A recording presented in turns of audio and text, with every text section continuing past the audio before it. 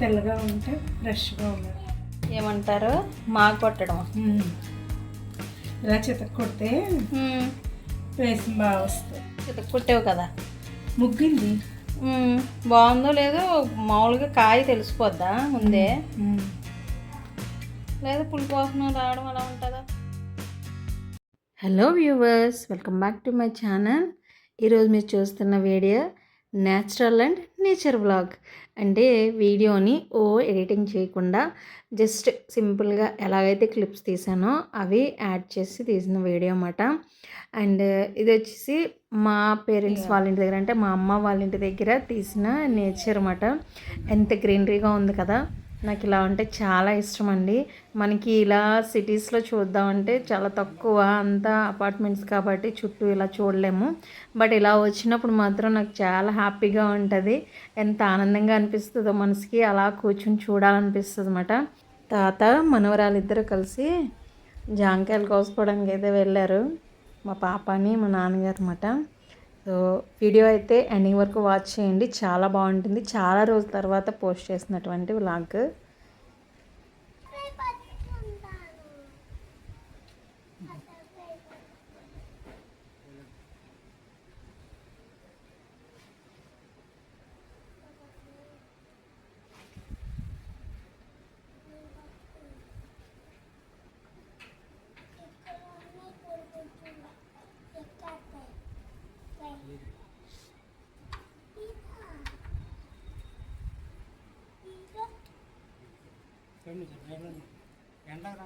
ఏ ఎన్ని కాయలు కోసా? 2 కోసావా? అలాగే బట్ 2 కోసావా? Wow, okay. ఇలా అయిపోయింది. ఏ వద్దు నీకు?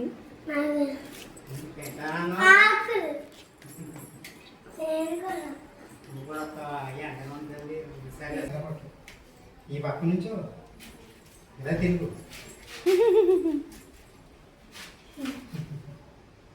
ఇంకెలా కనిపించట్లా, నువ్వే కనిపిస్తున్నావు. అది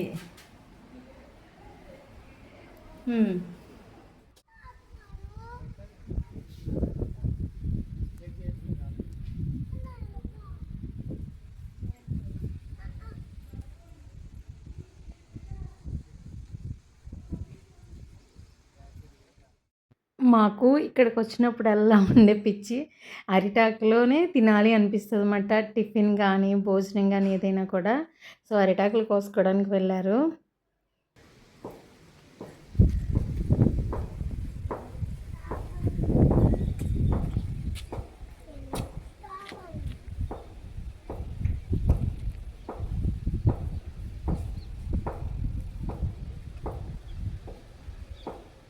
ఎండలో ఎందుకు పెట్టారమ్మ తాటికాయలు? పగులుతాయనంట, ఒక కాయ పగిలింది.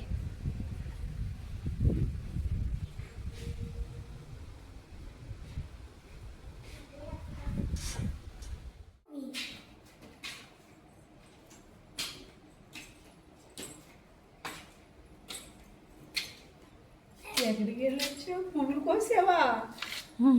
ఇది పగిలిపోయింది. అయితే తెచ్చేపోయారు పైకి. మనం తరచూ వింటూ ఉంటాం కదా యాంటీ ఆక్సిడెంట్స్ అని. ఈ అరిటాకుల్లో పుష్కలంగా ఉంటాయండి. మనం వీటిలోనే వేడివేడిగా భోజనం చేయడం కానీ, టిఫిన్ చేయడం, లేదా ఇడ్లీ అలాంటివి వేసుకున్నప్పుడు కూడా ఈ అరిటాకులు వేస్ట్ చేసుకున్నా కూడా చాలా హెల్తీ అన్నమాట. మనకి జనరల్గా అప్పటికప్పుడు దొరకవు, కానీ మాకు ఇక్కడైతే చెట్టుకున్నవి కోసుకు తెచ్చుకొని చక్కగా భోంచేస్తామండి. అండ్ నెక్స్ట్ వచ్చేసి తాటికాయలు. ఈ తాటికాయలు మనకి తాటి పండు అనాలి. మనకి తాటి ముంజులు తింటాం కదా, అది వేసవికాలంలో. వర్షాకాలం వచ్చేసరికి ఇలా తాటికాయ అంటే ముగ్గి వాటంతట అవే చెట్టు నుంచి రాలుతాయండి. మాకు దగ్గరలోనే అక్కడ చూశారు కదా, మొత్తం అంతా చెట్లే కదా, అక్కడ చెట్టు నుంచి పడిన కాయలు అప్పటికప్పుడు తీసుకొచ్చారు, మా నాన్నగారు తీసుకొచ్చారు.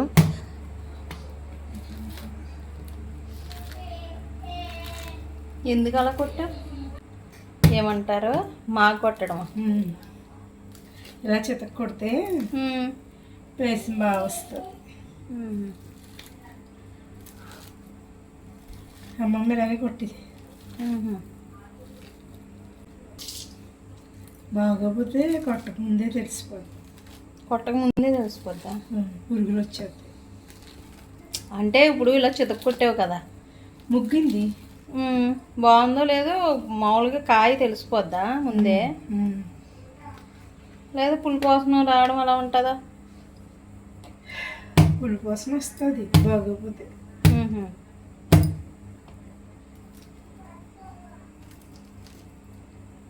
ఇది బాగా ముగ్గినట్టు ఉంది. ఇది ఇంకా ముగ్గాలేమో. లేదు, ఇలా చిరక్కొడితే ముగ్గుకుపోయినా కాసేపటికి పేస్ట్ వచ్చేసిలా అయిపోద్ది.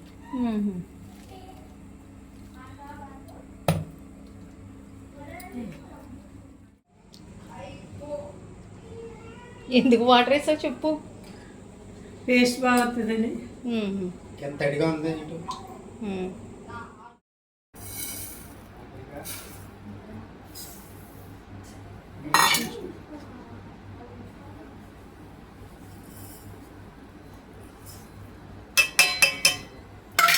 ఏం చేస్తున్నావు అమ్మా?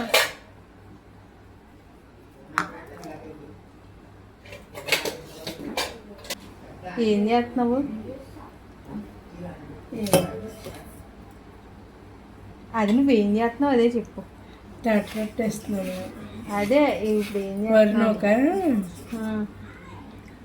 నీళ్ళు పోతున్నాను. నీళ్ళు పోసి ఇలా తడిపి పెట్టుకోవాలి ఒక్కప్పుడు.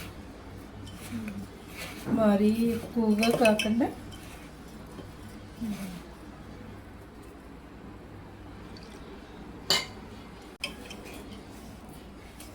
ఎందుకంటే నాన్నట్టు ఉంటుందా రవ్వ? బాగా నాని మంచిగా ఉడుకుద్ది.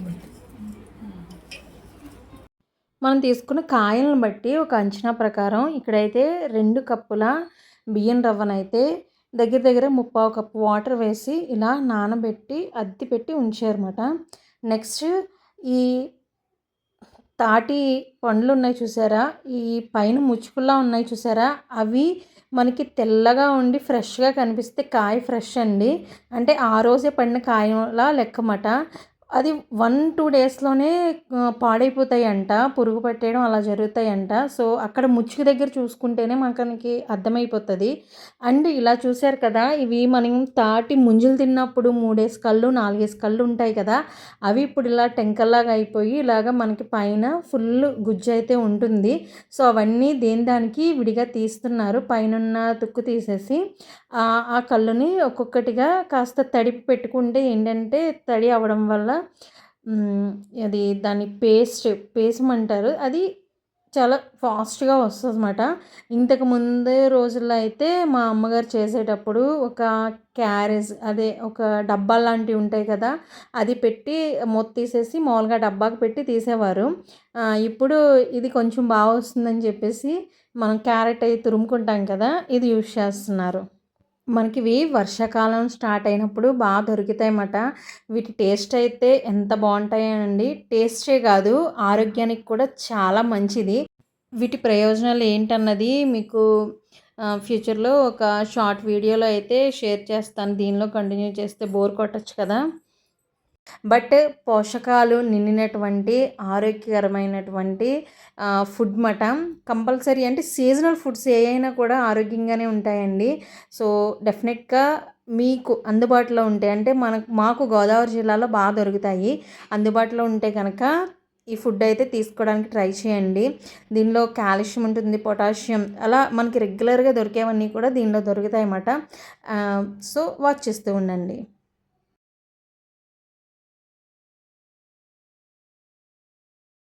చిన్నతనంలో ఇలా చేసేటప్పుడు దగ్గరే కూర్చుని అలాగా పైన పీచులు అలా వస్తూ ఉంటాయి చూసారా, అవి అడిగి తీసుకుని తినేవాళ్ళం అన్నమాట. టేస్ట్ చెక్ చేశాను ఇక్కడ, మా బాబుకి అదే చెప్తుంటే వాడైతే నాకు అస్సలు వద్దంటున్నాడు.